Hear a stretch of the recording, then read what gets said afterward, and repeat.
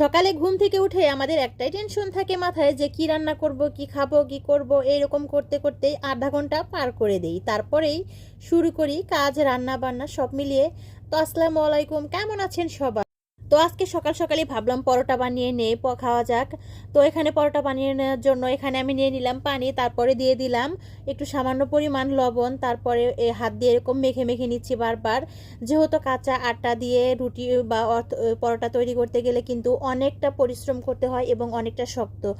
এরকম খামিরটা তৈরি করতে অনেকটা কষ্ট হয়। তো আমি এরকম খামির খুব একটা করি না বা তৈরি করি না, সবসময় সিদ্ধ করেই করি। তো দেখুন এখানে আমি এই 4 থেকে 5 থেকে 6টা ডো করে নিয়ে নিলাম। এবার তো বানিয়ে নেওয়া শুরু করে দিলাম।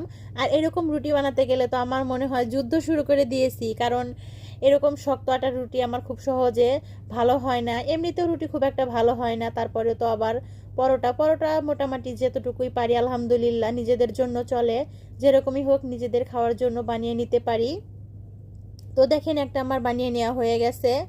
এবার আমি রেখে দেব। এভাবে সব পরোটাগুলোই বানিয়ে নিয়ে নেব, আর সবগুলো একসাথে তৈরি করে তারপরে ভাজা শুরু করব। তা না হলে একবার ভেজে রেখে দিলে আর খাওয়া যাবে না, শক্ত হয়ে যাবে। তারপর আমি দেখুন একটা ডিম ভাজি করব, আর হচ্ছে এই পরোটাগুলো ভেজে নেব। ভাবছিলাম 4টা পরোটা রেডি করব, কিন্তু হয়ে গেল 6টা। তো দেখেন এখানে আমি চুলোতে প্যান বসিয়ে দিয়ে অল্প একটু তেল দিয়ে এবার দিয়ে দিলাম একটা পরোটা, ভেজে নিচ্ছি। তো এবার উল্টিয়ে দিয়ে দেব পরোটাটা। হালকা এক পাশটা হয়ে গেছে। পরোটা সবসময় আমরা 3বার উল্টিয়ে দিলেই ভালো হয় সবচেয়ে বেশি, যেহেতু 2 পাশ খুব সুন্দরভাবে হয়ে যায়। দেখুন এক পাশটা কিন্তু খুব ইয়াম্মি একটা কালার চলে এসেছে। আর রুটি যখন ভাজি বা পরোটা যখন ভাজি তখনই এই কালারটা দেখতে আমার কাছে কিন্তু অসাধারণ লাগে। মনে হয় ভাজতেই থাকি, কিন্তু এত যে রুটি ভাজবো খাওয়ার তো লোক নেই। সো অল্প করেই ভেজে নিচ্ছি। তো দেখুন একটা আমার ভেজে নেওয়া হয়ে গেছে, আমি আরও একটা দিয়ে দিলাম। এভাবে আমি সব পরোটাগুলোই ভেজে নিয়ে নেব। আর এইদিকে ডিম ভাজিটা রেডি করে নিয়েছি। ডিম ভাজি করার সময় আমি মোটামুটি সব মশলাগুলো দেই, এতে ডিমের কোনো গন্ধ থাকে না আর ভাজিটা খেতে ভালো লাগে। তো ডিমটা দিয়ে দিলাম। তো দেখুন সবগুলোই ভেজে নেওয়া হয়ে গেছে। এবার ডিম ভাজিটা হয়ে গেলেই খাওয়া শুরু করে দিব।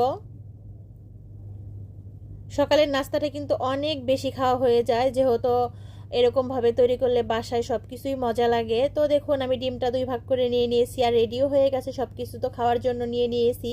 তো এবার খাওয়া শুরু করে দেবো। আমার তো খাওয়ার জিনিস দেখলে আবার তরিস হয় না, কখন খাবো কখন খাবো। তো দেখুন ইয়াম্মি ইয়াম্মি এই পরোটাগুলো খেতে কিন্তু অসাধারণ ছিল। আমি যেরকমই পারি আলহামদুলিল্লাহ নিজেদের খাওয়ার জন্য চলে আর কি। তো যদি আমার এই রেসিপিটা ভালো লেগে থাকে তাহলে অবশ্যই লাইক, কমেন্ট, শেয়ার করবেন, ফ্রেন্ডস ফ্যামিলির সাথে শেয়ার করবেন। আল্লাহ হাফেজ, আজ এই পর্যন্ত।